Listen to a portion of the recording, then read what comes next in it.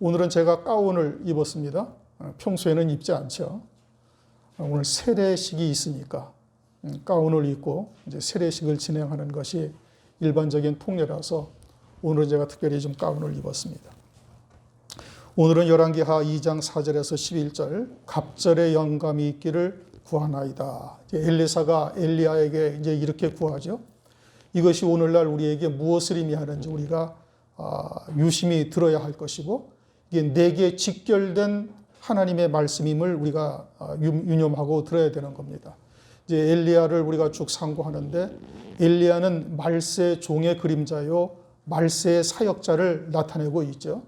거기에 엘리사에게 기름을 부으라 이렇게 말씀하셨는데 실제 성경에는 기름을 붓고 선지자로 세우시는 장면은 없어요. 그러나 열왕기하 2장에서 지금 길갈에서부터 베델로, 베델에서 여리고로, 여리고에서 요단강으로, 그리고서는 회리바람을 타고 하늘로 승천하는 것을 엘리사가 보는데 이것을 통해서 엘리사로부터 엘리사에게 갑절의 영감이 임하게 되어지고 엘리야의 겉옷을 받아서 취하면서 요단강을 다시 건넙니다. 이제 다음 장면에서 그것이 나오죠. 그래서 엘리사가 아주 공식적으로 기름 부음 받은 장면이 이제 지금 2장에서 쭉 말씀을 하고 있는 거예요. 우리가 이제 지난 시간에는 1절부터 3절까지의 말씀을 우리가 상고를 했어요. 길갈이 뭐냐? 여호수아서 5장을 보면 길갈이 세례를 받은 곳이다 이겁니다. 이제 오늘 세례를 주는데 세례라는 의미는 연합하다 이런 뜻입니다. 누구와 연합하는 거예요? 그리스도의 이름으로 세례를 받으니 이제 그리스도와 하나가 되어지는 것이죠.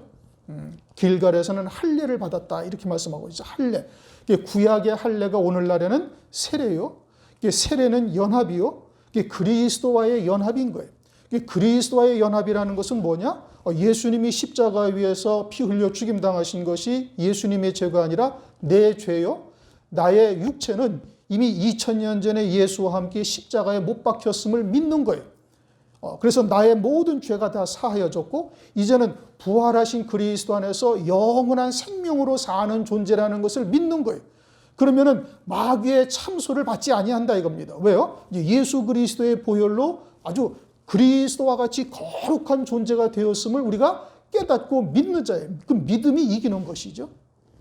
그래서 길갈을 통해서 우리가 새 피조물이요 그리스도 안에 영원한 생명으로 사는 존재라는 것을 확신하고 그 믿음으로 살아야 되는 거예요.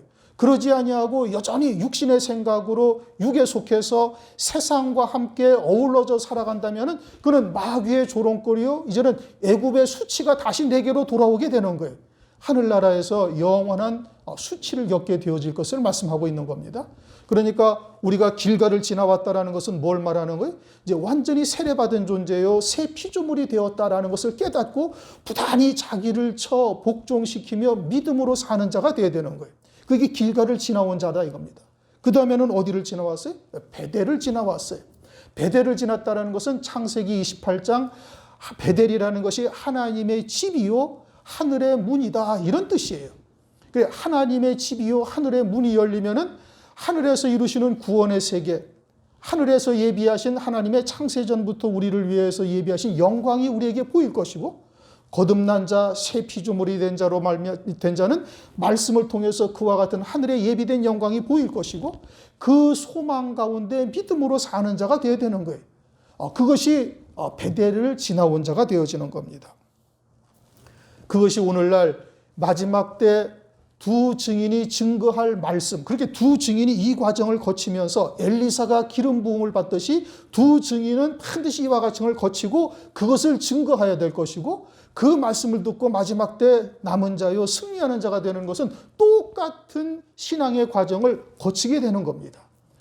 그러니까 이것이 곧 기름 부음을 받는 장면이라는 것을 우리가 기억하고 내게 지금 주님이 주시는 말씀이다 이겁니다. 그래서 길갈을 통해서 베델로 지나갔음을 우리가 지난 시간에 상고를 했고 이제 오늘은 4절부터입니다. 4절 엘리야가 저에게 이르매 엘리사야 청컨대 너는 여기 머물라. 이제 너는 여기 머물라라는 것을 2절에도 말씀하고 4절에도 말씀하고 또 6절에도 말씀합니다. 너는 여기 머물라라는 것이 엘리야의 진심이 아닙니다. 엘리야는 지금 뭘 보고 가고 있어요? 따로 높은 산의 영광, 첫째 부활의 영광, 그리스도와 함께한 후사가 되는 그 영광을 바라보고 가고 있는 거예요. 그리고 엘리사를 후계자로 삼아서 자기의 뒤를 이어 그와 같은 길을 가게 하는데 하나님으로부터 기름 부어 너 다음에 선지자로 세우라고 말씀하셨는데 너는 여기 머물라라는 것이 진실로 하는 말이 아니다 이겁니다. 그러면 이것은 뭘 말하는 거예요? 그 다음에 말하고 있는 하나님의 살아계심과 엘리야의 혼의 삶을 가리켜 맹세하니 내가 당신을 떠나지 않겠다. 이것은 엘리사의 신앙 고백이다 이겁니다. 우리가 가는 길이 믿음의 길이고 순례의 길이죠. 그저 넓고 편안한 길이 아니다 이겁니다. 좁고 협착한 길이죠.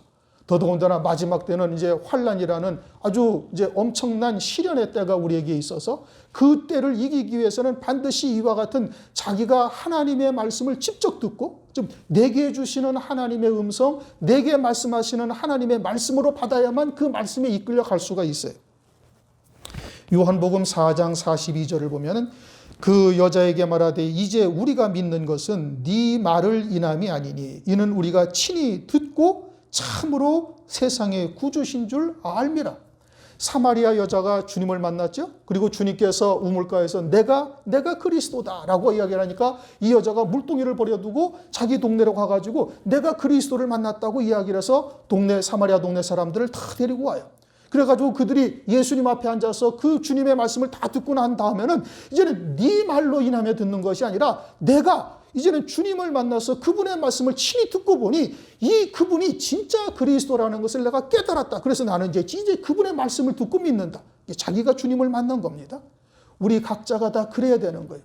목사가 증거한다고 우리 목사님이 이렇게 말씀하셨어. 그게 아니고 목사는 성령에 의지해서 하나님의 말씀을 증거하고 여러분 안에도 성령이 계셔서 성령이 친히 내게 주시는 음성으로 들어야 되는 거예요.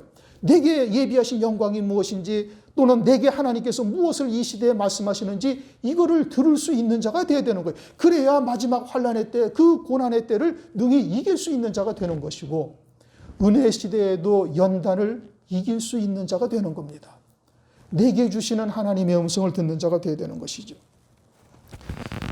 그래서 저희가 여리고에 이제 이와 같은 시험이 그 다음에도 이어지는 겁니다. 한 번으로 끝나는 것이 아니죠. 이제 너는 여기 머물라라는 것이 오늘날은 이제 교회 안에서 여러 가지의 모양으로 시험이 드는 것을 말하는 거예요. 실족할 수 있는 여러 가지의 여건들을 하나님께서 조성하시는 겁니다. 그것이 물론 목사를 통해서도 있을 수가 있고 지난 시간에 말씀드린 것처럼 말씀을 통해서 시험이 들을 수도 있고 성도들 간의 여러 가지의 갈등의 문제로 시험이 들을 수도 있어요. 그래가지고 섭섭한 마음이 들게 하는 겁니다. 요한복음 13장에 가룟 유다에게 예수를 팔 생각을 누가 넣어줘요? 사탄이 넣어주는 거예요. 우리가 아직 죽지 아니한 육체 때문에 육체를 타고 사단의 생각이 우리에게 스물스물 들어온다 이겁니다. 그러니 마귀가 주는 생각이 무엇인지를 분별할 수 있어야 되고 하나님의 말씀에 이 엘리사처럼 당신의 엘리야의 영혼의 삶을 당신의 혼의 삶을 딱 봐야 되는 거예요. 엘리야가 어떠한 영광의 말씀을 가지고 있고 어느 길로 나를 인도하는지를 깨닫고 그 말씀이 내게 주신 말씀으로 받고 그 말씀에 붙들려 사는 자가 아니면 이러한 시험에서 다 실족하는 겁니다. 자신은 이것이 이성적으로 아주 또는 논리적으로 정당하다라고 생각할 수 있을지 모르지만은 합리화시킬 수 있을지 모르지만 하나님이 보시기에는 말씀을 떠난 자가 되는 겁니다. 이게 심각한 문제인 겁니다. 그러한 시험이 계속해서 다가오는 거예요. 내 신앙이 자녀의 신앙에서 청년의 신앙, 청년의 신앙에서 장로와 같은 아비의 신앙에 이르기까지 각 과정을 통해서 하나님께서 달아보시는 과정들이 다 있다 이겁니다. 우리가 믿음이 어떤 사람은 간장종지만한 믿음도 있고 어떤 사람은 큰 양푼처럼 아주 큰 믿음도 있어요. 그런데 간장종지만한 이 믿음에 그냥 양동이로 갖다 하나님께서 물을 부어주시는 거 아니에요. 간장종지에는 간장종지에 합당한 만큼 하나님께서 은혜를 베풀어 주시고 또 거기에 합당한 시험을 하나님께서 하시는 겁니다. 여러분들이 목사가 겪는 시험을 겪으면 여러분들 이길 수 있겠습니까? 못 이기는 거예요. 집사는 집사대로, 권사는 권사대로, 또는 그냥 청년은 청년대로의 여러 가지의 시험, 감당할 만한 시험이죠. 고린도전서 10장 11절 말씀이 그렇게 말씀하십니다. 그래서 이제 저희가 여리고에 이릅니다. 자, 이제 세 번째 지역에 이르렀어요. 그곳이 어디에? 여리고. 그러면 이것이 엘리사에게 무엇을 의미하는가? 또 우리에게는 무엇을 의미하는가? 여리고성은 여러분 여호수아서 6장을 보면은 가나안 땅의 첫 성입니다. 가나안 땅의 첫 성인데 하나님께서 이스라엘 백성들에게 뭐라고 말씀하시는 거 아니? 너희들 매일 새벽마다 여리고성을 한 바퀴씩 돌으라. 그리고 7째 날에는 7바퀴를 돌고 제사장이 양각 나팔을 불면은 너희들이 하나님의 말씀을 외치라 한 말씀을 가지고 외치라. 그러면 성이 무너지리라. 그런데 여러분 고고학적으로 여리고성이라는 것이 이중 성벽에다가 그 기초가 말할 수 없이 단단하게 지어져서 어떠한 지진 또는 뭐 충격 이런 것이 절대 무너지지 않을 그러한 성이라는 겁니다. 그런데 그것을 하루에 한 바퀴씩 돌다가 7째 날 7바퀴를 돌고 하나님이 외치라 하니까 외치니까 그러니까 그냥 성이 확 무너진다. 이게 이성적으로 가능한 일입니까? 아니에요. 논리적으로 타당한 이야기예요? 아니에요. 조금만 우리가 과학적으로 논리적으로 생각하면 하나님 무슨 농담하시는가 봐? 이렇게 생각할 수가 있는 일이거든요. 그런데 40년을 광야에서 연단받은 이스라엘 백성들은 어른으로부터 갓난아기까지 어느 누구도 거기에 토시 하나 달지 않아요. 이게 절대 믿음이에요. 마치 아브라함이 하나님을 경외하듯이 절대 하나님을 경외하는 거예요. 하나님의 말씀 앞에는 그 어떠한 사상 또는 재산 어떤 것도 다 내려놓고 하나님의 말씀에 절대적인 권위를 딱 부여하는 겁니다. 그리고 돌았어요. 그 결과 어떻게 됐어요? 무너져 내린 거예요. 하나님의 말씀에 대한 신뢰를 우리가 그렇게 해야 된다 이겁니다. 우리의 이성이나 또는 논리적인 사고나 또는 세상의 이치대로 판단한다면 그건 믿음으로 사는 게 아니죠. 그건 자기 생각으로 사는 거예요. 그건 자기가 죽지 아니한 거예요. 우리가 믿음으로 산다는 것은 내 모든 생각을 하나님의 말씀 앞에 내려놓고 그냥 하나님의 말씀을 믿는 믿음으로 사는 자예요. 그게 그리스도 안에 새 피조물이요 새 생명으로 사는 자예요. 그게 길가를 지나 베델을 지나 여리고성에 왔을 때는 어떠해야 되는 거예요? 새 피조물이 되어지고 하늘의 예비된 영광을 바라보면서 그것이 내 형편과 내 처지와는 아무 상관이 없이 전능하신 하나님께서 다 이루실 수 있는 하나님은 전능하시단 말이에요. 마태복음 5장 18절 율법의 1.1획도 떨어지지 않냐고 다 이루리라. 하나님은 어떤 하나님이 신실하시다. 변혁지 아니하시다. 한 번 언약하신 것은 믿는 자에게 반드시 이루시는 하나님이시다 이겁니다. 그러니까 우리가 어떠한 믿음을 가져야 돼요? 마가복음 9장 23절 할 수 있거든이 무슨 말이냐? 믿는 자들에겐 능치 못함이 못할 일이 없다 이겁니다. 그래서 사도 바울은 어떻게 고백을 해요? 빌립보서 4장 13절 내게 능력 주시는 자 안에서 내가 모든 것을 할 수 있느니라. 우리에게 필요한 것이 그와 같은 믿음이다 이겁니다. 그런데 교회뿐만만 여기만 계단만 2계단 3계단 올라가서 문 딱 닫고 나면 이성적인 생각 눈에 보이는 것이 세상에 보이죠. 세상의 이치 논리 이성적인 생각이 우리의 머릿속을 또 휘어잡는 겁니다. 그럴 때마다 어떻게? 말씀으로 싸워 이겨야 되는 거예요. 그게 이기는 거예요. 뭐 육체적으로 가서 싸워서 이기려는 것이 아니라 믿음으로 이긴다는 것은 뭐예요? 내 이성이나 어떤 세상의 이치나 논리적인 사고를 내려놓고 하나님의 말씀을 믿는 믿음으로 사는 거예요. 그게 여리고성을 지나가는 자다 이겁니다. 5절 여리고에 있는 선지 생도들이 엘리사에게 나와 이르되 자 그런데 이제 여리고성에 선지 생도들이 있어요. 이 선지 생도들은 나중에 엘리야가 회리바람을 타고 올라간 이후에 엘리야의 떨어진 육체를 찾으러 가는 자들이에요. 엘리사가 가지 말라. 그러니까 엘리사가 부끄러울 정도로 강청했다. 이제 뒤에 그러한 내용이 나오죠. 그래 부끄러울 정도로 강청했다라는 것이 뭘 말하는 거예요? 인간적인 도리를 가지고 얘기하는. 아니 엘리사 선생님 당신의 스승 엘리야가 하늘로 올라갔는데 분명히 그 육체가 땅에 떨어졌을 것인데 그 육체를 거두어서 땅에 매장해 줘야 되지 어떻게 제자로서 이렇게 가만히 앉아 있을 수가 있습니까? 하면서 엘리사가 부끄러울 정도로 그 이 여리고성의 이 선지 생도들이 막 강청을 해가지고 엘리사가 할 수 없이 그럼 가봐라. 그래서 가서 어떻게 됐어요? 헛걸음하고 온 겁니다. 그러면 이들의 신앙은 어디에 초점이 맞추어져 있어요? 육체에 초점이 맞추어져 있다 이겁니다. 세상의 것에 초점이 맞추어져 있는 거예요. 새 피조물이 되어져 있지 않다 이겁니다. 그러면 이들의 신앙이 어떠한 신앙인가? 오늘은 지금 성경 찾는 것을 좀 생략하겠습니다. 그렇게 나중에 구절을 적으셨다가 집에 가서 찾아보시고 오늘 주보에 보면은 그 구절을 중요한 것들은 제가 써놨으니까 찾아보셔요. 여리고 성의 선지생도라는 것은 여호수아서 6장 1절에 여리고 성 사람들의 신앙을 이렇게 말씀하십니다. 이스라엘 자손들로 인하여 여리고는 굳게 닫혔고 출입하는 자 없더라. 여리고 성을 이제 이렇게 하루 한 바퀴씩 도니까 이제 이스라엘 백성들에 대한 소문을 여리고 성 사람들이 다 들었어요. 광야 40년 동안 농사도 짓지 아니하고 우물도 파지 아니했는데 옷도 헤어지지 아니하고 신발도 헤어지지 아니하고 전능하신 하나님께서 40년 동안 200만이 넘는 사람들을 갖다가 다 먹이시고 그들을 갖다가 여기까지 인도하신 그 전능하신 하나님의 역사를 여리고성 사람들이 듣고는 아주 문을 꼭꼭 걸어 잠그고 있다 이겁니다. 그게 여리고성 사람들의 신앙이에요.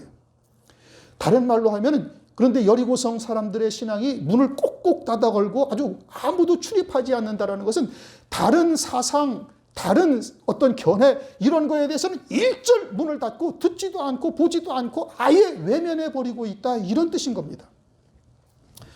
우리가 성경을 볼 때 나와 다른 생각을 가지고 있다면 어떻게 해야 되는가? 성경이 과연 그러한 것인지 성경을 봐야 되는 것이죠. 그렇죠? 베레아 사람들처럼 바울이 가서 베레아 사람들에게 하나님의 말씀을 증거하니까 베레아 사람들이 어떻게 했어요?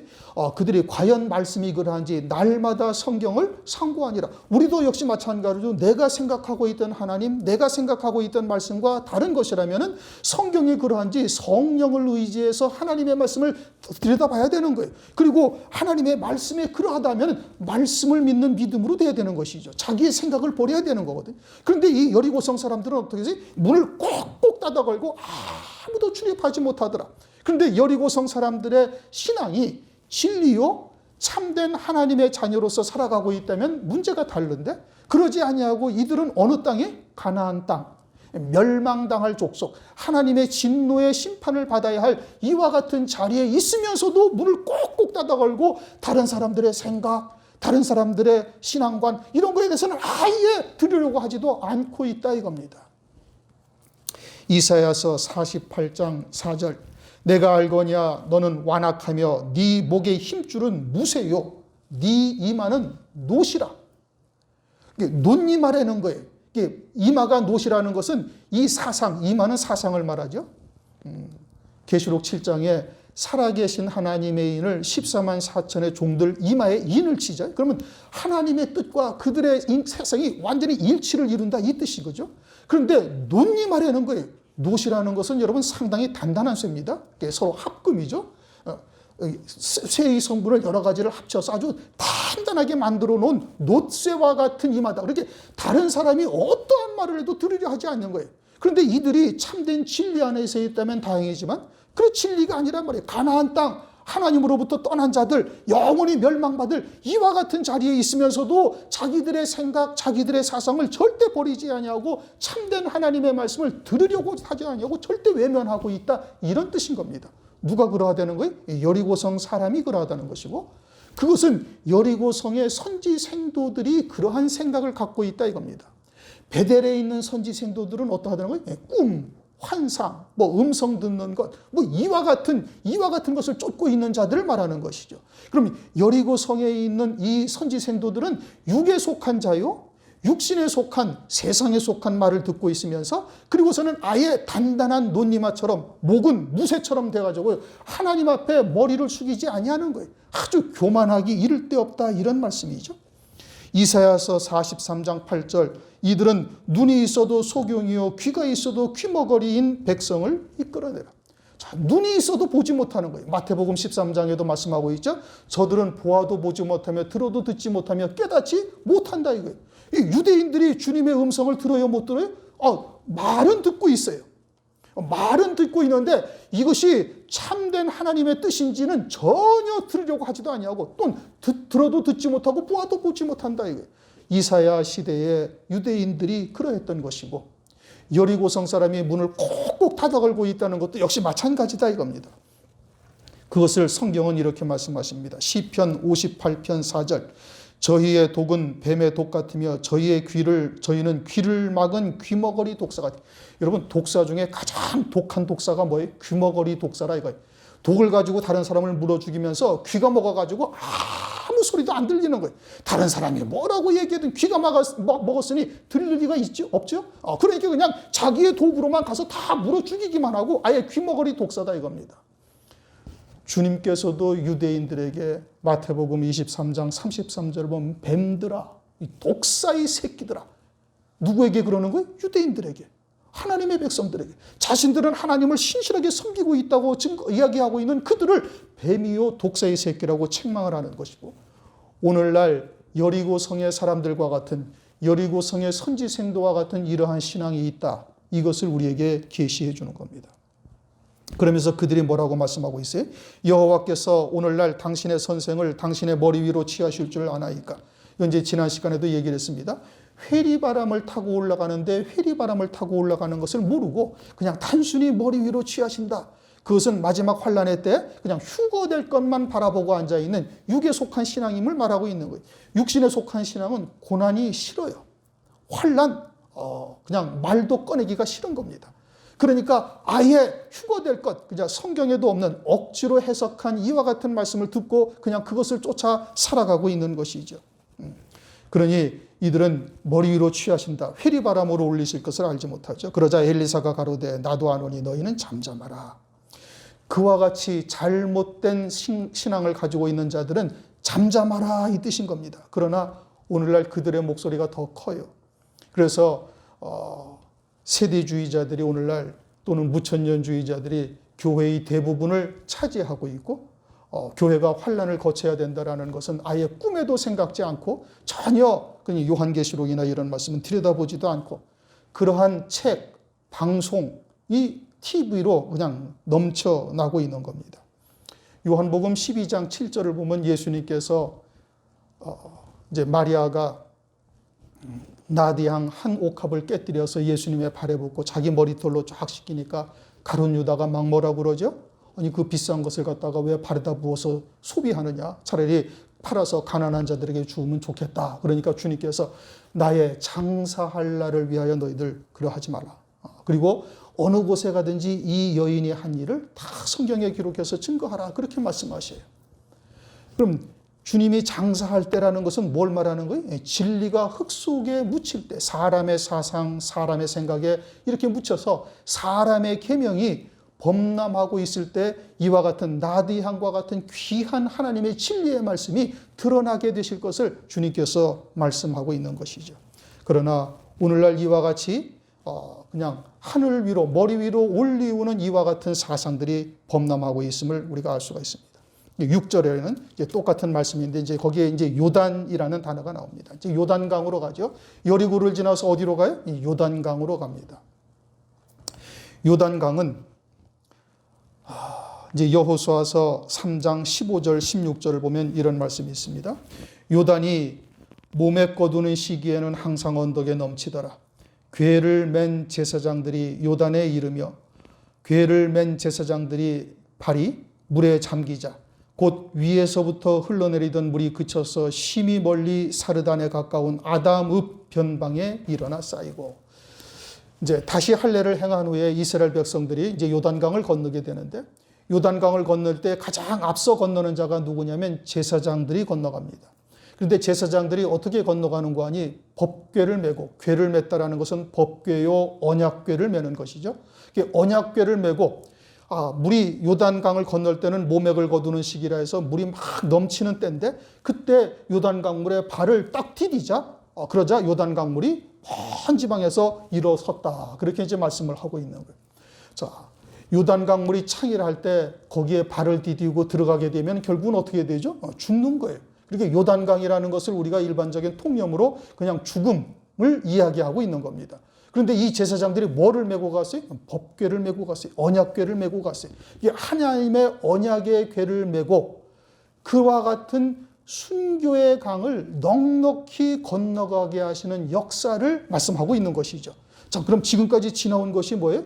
길가를 지나서 세례를 받았고, 베델을 통해서 하늘의 예비된 영광을 보았고, 여리고를 통해서 오직 하나님의 말씀을 믿는 믿음으로 살아가고 있는 자가 이제는 요단 강물에 발을 디디는 거예요.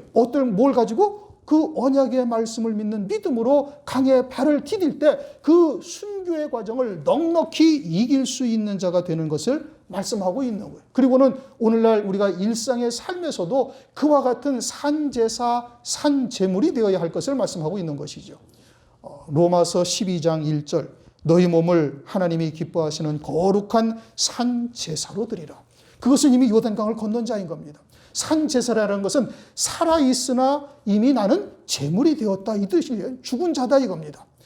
세상에서는 내가 지금 육체로 살아있지만 내가 육체대로 사는 것이 아니에요. 내 이성이나 어떤 가치관이나 세상적인 가치관을 가지고 사는 것이 아니라 하나님의 말씀을 경외하는 하나님의 말씀을 믿는 믿음으로만 사는 자가 되어져 있어요. 그러니까 세상의 것에 대해서는 욕심도 없고 세상의 것에 대한 꿈, 소망이 아니라 오직 하늘 소망 가운데 믿음으로 사는 자다 이겁니다. 그러니까 그들에게는 세상의 것이 자기의 존재 가치를 나타내질 않아요. 세상 사람들은 세상의 것을 얼마나 가지고 있느냐가 자기의 존재 가치가 되는 겁니다. 그렇죠? 세상에서 어떠한 권세를 가지고 있느냐가 자기의 존재 가치가 되는 거예요. 어떠한 명예를 가지고 있는가, 얼마나 많은 재물을 가지고 있는가가 자기의 존재의 가치를 증거하고 있다 이겁니다. 그러나 그리스도 안에서 산 재물이 된 자는 세상의 것에 연연해하지 않는 거예요. 그것은 있으면 주를 위해서 사용하고 없으면 없는 대로 궁핍할 때 주님의 뜻이 무엇인지 주님께 간구하며 하나님의 뜻을 쫓아 믿음으로 사는 거예요. 그들에게는 하나님께서 매일매일 광야 이스라엘 백성들처럼 만나를 내리셔서 절대 굶어 죽게 하지 아니하고 세상에서 그들을 멸망당하지 않게 하지 아니하신다 이겁니다. 하나님이 보장하시는 거예요. 언제까지? 그 말씀이 내게 이루어지기까지. 율법의 1.1획도 떨어지지 아니하고 그대로 다 이루리라 하신 하나님의 말씀을 절대 신뢰하는 자에게는 그와 같이 이루어 가시는 거예요. 그러면 오늘날 산제사, 산제물이 되어져 살다가 환난 날에는 실제 제물이 되어져서 그 언약의 말씀을 가지고 요단강물에 들어가는 자가 된다 이겁니다. 그러니 오늘날 산제사, 산제물이 무엇인지 모른다면은 환난 날에 그와 같은 강물을 건넌다는 것은 요원한 일이 되는 거예요. 그들을 히브리서 11장에서는 세상이 감당치 못한다. 히브리서 11장 35절에 그렇게 말씀하고 있습니다. 7절 선지생도 50인이 가서 멀리 서서 바라보며 그 두 사람이 요단가에 섰더니 자, 선지생도들은 육에 속한 자죠. 엘리야의 시체를 찾으러 가던 자들이요. 그리고 엘리사가 부끄러워할 정도로 강청하여 쪼르던 이와 같은 자들이죠. 이렇게 선지생도들인데 그들이 하나님의 말씀을 하늘 소망 가운데 배우는 것이 아니라 무엇을 위해서 배워요? 세상의 것을 위해서 배우고 있는 거예요.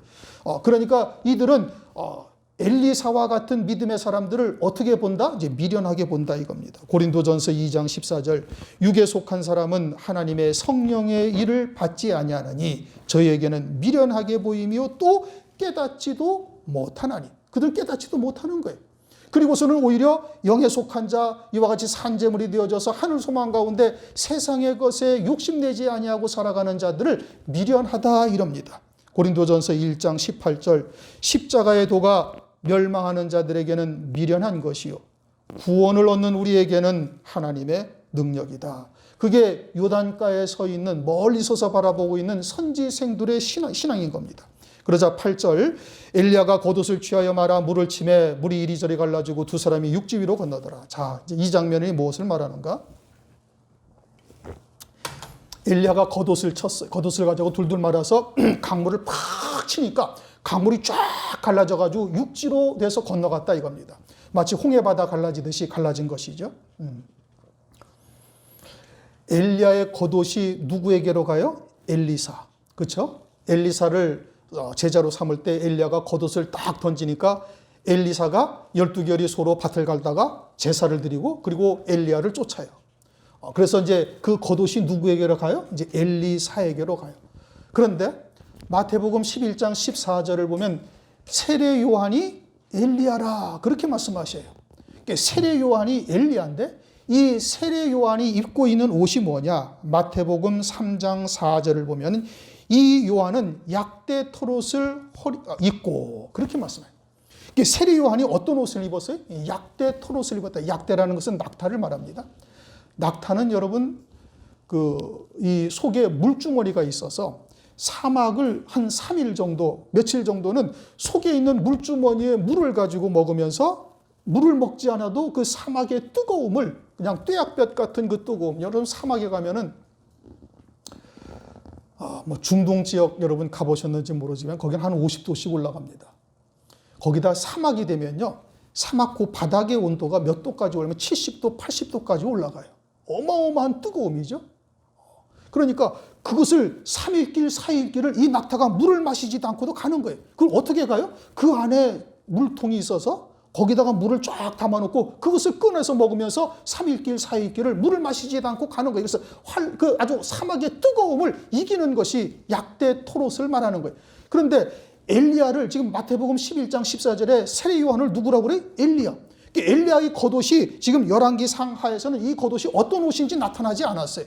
그런데 이 겉옷이 세례 요한에게 와서 이것이 약대 토롯이라는 것을 성경에서 드러내고 있는 거예요. 그런데 약대 토롯이라는 것은 조금 전에 말한 것처럼 그처럼 아주 사막의 뜨거움을 이 속에 저장한 생수와 같은 하나님의 이 말씀을 가지고 이기는 신앙을 나타내고 있는 겁니다. 그러니까 엘리야에서 엘리사로 이어지고 엘리야를 통해서 우리가 마지막 때 이와 같은 기름 부음을 받고 마지막 때 이기는 길이 무엇이냐? 이와 같은 환란의 뜨거움을, 사막의 뜨거움과 같은 환란의 뜨거움, 또는 오늘날 여러 가지 연단의 과정을 능히 이기게 하시는 생수의 말씀이 내게 있어야만 이 환란의 때를 능히 이길 수가 있음을 말씀하고 있는 겁니다. 그럼 반드시 가져야 되는 거예요.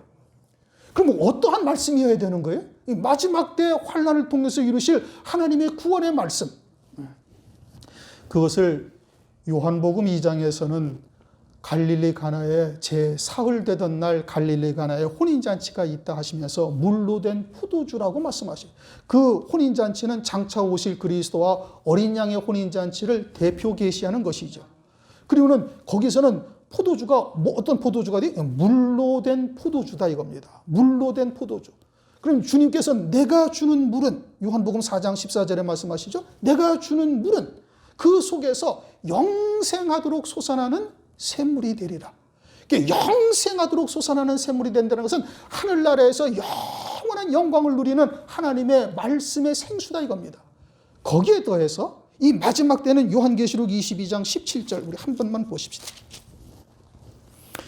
요한계시록 22장 17절 다 같이 읽습니다. 성령과 신부가 말씀하시기를 오라 하시는도다. 듣는 자도 오라 할 것이요 목마른 자도 올 것이요 또 원하는 자는 값없이 생명수를 받으라. 이 생명수가 뭘 말하는 거예요? 요한계시록의 말씀인 거예요. 편호인 작은 책의 말씀. 이 말씀이 환란, 장차 있게 되어질 적그리스도의 환란을 능히 그 뜨거움을 이기게 하시는 생수와 같은 하나님의 말씀이 되어져서 넉넉히 이기는 말씀이 되어지는 것이고, 엘리야와 같은 말세의 종은 반드시 이 생명수와 같은 말씀을 받아야 되는 거예요. 그런데 이 말씀은 아무에게 주는 것이 아니라 원하는 자에게 주는 거예요. 원하는 자에게 원하는 만큼 주시는 거예요. 그러니까 믿음이라는 것은 강요한다고 되는 것이 아니라 내주하시는 성령께서 깨닫게 하시고 이게 내게 주시는 하나님의 말씀이로구나 라고 받아들이면 되는 거예요. 믿으면 하나님께서 그 믿음대로 역사를 하신다 이겁니다. 자, 이제 9절 보시겠습니다. 건너에 엘리야가, 겉옷이 뭐라고요? 약대 토롯이란 말이에요. 그것으로 요단 강물을 치니까 건넜단 말씀이죠. 육지가 돼서. 그러면 그 겉옷이 엘리사에게로 왔고 이제는 신약 성경으로 넘어와서 이제 세례 요한에게로 와서 약대 토롯이라는 거예요. 그럼 이 약대 토롯과 같은 신앙이어야 환란의 날 이 요단강을 건너는데 능히 이기는 자가 되어지는 것을 우리에게 계시하고 있다. 이 뜻인 겁니다. 무슨 얘기인지 이해가 되셨습니까? 9절 건너에 엘리야가 엘리사에게 이르되 나를 네게서 취하시기 전에 내가 네게 어떻게 할 것을 구하라. 네 마지막 소원이 무엇이냐 이겁니다. 지금 요점을 말하면 엘리사가 가로되 당신의 영감이 갑절이 내게 있기를 구하나이다. 영감, 영역을 갑절을 지금 요구하고 있어요. 하나님의 뜻을 갑절이나 더 알기를 원한다 이겁니다. 그런데 그것을 엘리야가 전혀 책망하지 않아요. 왜인가? 엘리사의 시대에는 세상이 더 악해지기 때문에 그러는 거예요. 세상이 더 악해지니까 그와 같은 하나님의 영권, 능력이 있어야 능히 이겨나갈 수가 있음을 말씀하고 있는 것이죠. 또 엘리사는 엘리사대로 나는 부족하니 스승인 선지자인 엘리야보다 나는 훨씬 부족한 존재이니 내가 주님의 사명을 감당하기 위해서는 내게 그와 같은 은혜가 있어야 될 것을 하나님께 구하고 있는 거예요. 하나님 앞에 겸손함이죠. 그 결과 마지막 환난 날에 두 증인에게 어떠한 권세가 주어지는가? 철장 권세가 주어지는 겁니다. 이게 갑절의 영감을 받은 거예요.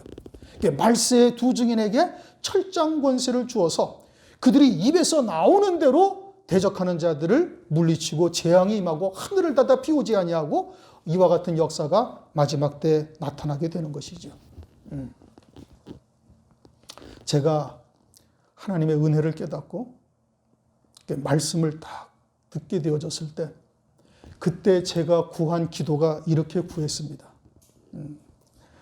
갑절의 영감을 제게 주시라고. 내게 말씀을 가르치는 목사님보다 제게 갑절의 영감을 더해 주실 것을 하나님께 그때로부터 계속 지금까지 기도해오고 있는 거예요. 여러분들도 이렇게 기도하셔야 돼. 이게 하나님 앞에 교만한 것이 아니고 욕심 부리는 것이 아니라 나는 주님 너무 부족하니 내게는 갑절의 영감이 있어야 그와 같은 사명 또는 그와 같은 일을 감당할 수가 있고 또 앞으로 시대가 점점 더 악해지니 마귀는 더 준동하고 택하신 자라도 그냥 끄집어내려서 마귀의 사망의 음침한 골짜기로 떨어뜨리려고 그냥 온갖 꾀와 술수를 다 쓸 터이니 그들을 능히 이기기 위해서는 내게 갑절의 영감이 더 있어야 되겠다고 하나님께 늘 기도하시며 그것을 구하실 수가 있어야 되는 것이고 그 갑절의 영감을 얻는 길이 무엇인지를 지금 설명을 쭉 한 겁니다. 이해되셨습니까? 그러자 10절 가로되 네가 어려운 일을 구하는도다. 자, 어려운 일이라는 것은 하나님 앞에 하나님이 어려운 일이라는 것이 아니고 우리가 그와 같은 하나님의 은혜를 받기가 어려운 일이다 이 뜻입니다. 하나님은 전지전능하시죠? 하나님께서 주시지 못할 것이 아무것도 없어요. 하나님께서는 우리에게 한량없이 부어주시는데 독생자까지 아끼지 아니하시고 우리에게 주신 하나님께서 모든 것을 은사로 주시는데 그런데 우리의 믿음의 그릇이 그저 간장종지만 하니까 그냥 대접으로 물로 쏟아 부어줘도 휘가닥 뒤집어지고 거기에 시험에 들고 이렇게 된다 이겁니다. 그러니까 우리가 받기가 어려운 일이다 이걸 지금 말하고 있는 거예요. 하나님께 어려운 일이라는 것이 아니죠. 그러나 우리가 마음을 열고 하나님의 은혜를 사모하며 각자 믿음의 그릇을 넓히면서 하나님께 구하게 되어지면 하나님께서 반드시 이와 같은 은혜를 베풀어 주시는 거예요. 내게 주시는 주님의 음성이다 들으시기 바랍니다. 그러나 나를 내게서 취하시는 것을 네가 보면 자 이제 다시 한번 읽습니다. 그러나 나를 네게서 취하시는 것을 네가 보면 그 일이 네게 이루려니와 그렇지 않으면 이루지 아니하리라. 오늘 우리에게도 지금 똑같은 말씀을 하시는 겁니다.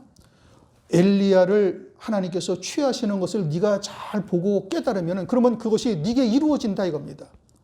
그런데 이 장면을 이제 여러분 보셔요. 이 장면을 여리고성의 선지 생도들도 봅니다. 그렇죠? 여리고성의 선지 생도들도 멀리 서서 바라봐요. 그리고 또 누가 봐요? 엘리사가 바라봅니다. 그런데 여리고성의 선지 생도들도 봐고 엘리사도 봤는데 갑절의 영감은 누구에게만 임했어요? 엘리사에게만 임했어요. 그러면 요단가에서 멀리 서 있던 여리고의 선지 생도들은 지금 회리바람을 타고 올라가는 것을 봤어요? 못 봤어요? 회리바람을 타고 올라가는 것을 본 것이 아니고 그냥 머리 위로 취하는 것만 본 거예요. 그래서 엘리사가 본 것은 뭐예요? 불말과 불수레가 나타나서 엘리야와 엘리사의 사이를 띄우고 그리고는 그들이 회리바람으로 그들을 갖다가 쫙 들려 올라가는 것을 본 거예요. 그러면 엘리사가 본 것은 육신의 눈으로 볼 수 있습니까? 없습니까? 없지요. 그런데 요단강에서 멀리 떨어져 있던 여리고의 선지생도들은 육신의 눈으로 봐요? 영의 눈으로 봐요? 육신의 눈으로 보는 거예요. 육신의 눈으로 보니까 불말과 불수레로 하나님께서 엘리야와 엘리사 사이를 띄워놓고 엘리야를 갖다가 회리바람으로 막 데리고 올라가는 것을 요단가에 멀리 서 있던 선지생도들은 그거를 봐요? 못 봐요? 못 본다니까요. 무슨 얘기인지 이해가 되셨습니까? 엘리사는 천사로 말미암아 불말과 불수레로 엘리야를 데리고 올라가는 것을 엘리야는 불말과 불수레로, 다시 말하면 영의 눈이 열려 영으로 바라보고 있고, 여리고성의 선지생들은 육으로 바라보고 있으니 불말과 불수레는 보이지 아니하고 엘리야의 육체만 쫙 올라가는 것만 보이는 거예요. 자, 이제 다시 설명을 드립니다. 하나님의 말씀을 볼 때 육신의 눈으로 보면은 영의 세계가 보여요, 안 보여요? 안 보인다는 말씀이에요. 하나님의 말씀을 성령에 의지해서 영으로 보면은, 그러면 하늘에서 이루시는 구원의 세계, 나를 향하신 하나님의 뜻이 무엇인지, 내가 왜 이 땅에 보내심을 받았고, 왜 예수님께서 나를 불러서 그리스도를 믿게 하시고, 왜 이 환난의 때 또는 이 연단을 통해서 하늘 소망 가운데 믿음으로 살 수밖에 없도록 나를 이끌어 가시는지를 알아요, 몰라요? 안단 말이에요. 그런데 육신의 눈으로 하나님의 말씀을 바라보면은, 그러면은 그냥 축복의 말씀만 보이는 거예요. 저주의 말씀은 다 지나가고, 하나님께서 심판하신다는 말씀도 싫고, 왜? 육신의 심판이 싫은 거예요. 고난도 싫어요. 환난도 싫어요. 그러니까 자기가 원하는 것만 바라보고 앉아 있어요. 그러나 영의 시각으로 바라보면 왜 고난을 하나님께서 허용하셨는지, 왜 우리를 광야길을 걷게 하시면서 물 없는 곳 험악한 길로 인도하시는지 그 과정이 보인다 이겁니다. 더해서 이 마지막 때에 따른 말씀으로 펴놓인 작은 책, 생명수와 같은 이 말세의 그리스도와 성령과 신부께서 불러서 주시는 이 하나님의 말씀을 듣는 자가 되어지면, 환난이라는 것이 하나님의 사랑이요, 이것이 우리를 죽이려고 하는 역사가 아니라는 것을 안단 말씀이에요. 육으로 보는 자는 환난이 싫지요, 고난이 싫어요, 연단도 싫어요. 그저 좋은 길만, 평탄한 길, 하나님께서 30배, 60배, 100배로 복 주는 길, 이것만 바라보고 앉아 있는 거예요. 그들에게는 불말과 불수레가 보여요, 안 보여요? 안 보인단 말이에요. 하늘 위로 하나님께서 예비하신 영광이 보여요, 안 보여요? 안 보인다는 말씀입니다. 그러니까 하나님께서 지금 엘리야를 데리고 올라가는 장면을 엘리사는 보는데, 불말과 불수레로 회리바람으로 하나님께서 그를 갖다가 끌어올리시는 것을 엘리사는 보는데, 멀리 요단에서 멀리 떨어져 있던 여리고성의 선지생도들은 그걸 보지 못하는 거예요. 그렇게 똑같은 장면을 똑같이 바라보고 있는데 엘리사에게는 갑절의 영감이 임하사 그로 하여금 하나님의 뜻을 이루는 선지자로서 그를 사역을 하게 하시고, 선지생도들은 영원한 멸망에 그냥 떨어진 자가 되고 있음을 말씀하고 있는 것이지요. 오늘날 우리에게 주시는 말씀입니다. 우리가 말씀을 통해서 무엇을 바라봐야 되는지를 상고하고 있는 것이고, 특별히 이 마지막 때 요한계시록 펴놓인 작은 총을 통해서 우리에게 그와 같은 생수의 말씀이, 생명수가 내게 가득 채워지면은 환난의 그 뜨거움을, 마치 낙타가 사막의 그 뜨거움을 능히 이기고 지나가듯이 우리가 능히 이기면서 그 겉옷으로 요단 강물을 칠 때 그 강물을 넉넉히 건너는 자가 되게 되실 것을 말씀하고 있는 것이죠. 저나 여러분이나 우리에게 주신 말씀을 통해서 갑절의 영감이 내게 임하여 주실 것을 늘 기도하셔서 그와 같은 은혜가 임하시기를 주의 이름으로 축원합니다.